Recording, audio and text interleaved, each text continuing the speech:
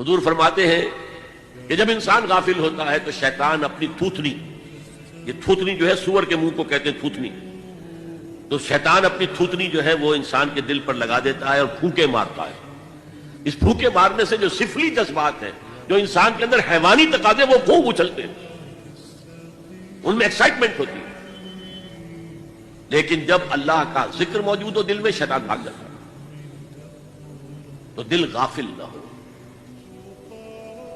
ذکر الہی دوام، اور اس کا میں نے ذریعے آپ کو بتا دیا.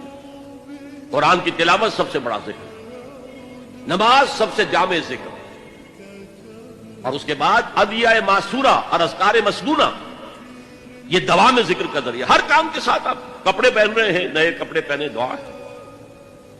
زندگی کا کوئی فیل، یہاں تک کہ اپنی بیوی سے ہم بستر ہو رہے ہیں تو دعا ہے. خالص حیوانی تقاضا پورا کرنے چلے، دعا ہے پہلے.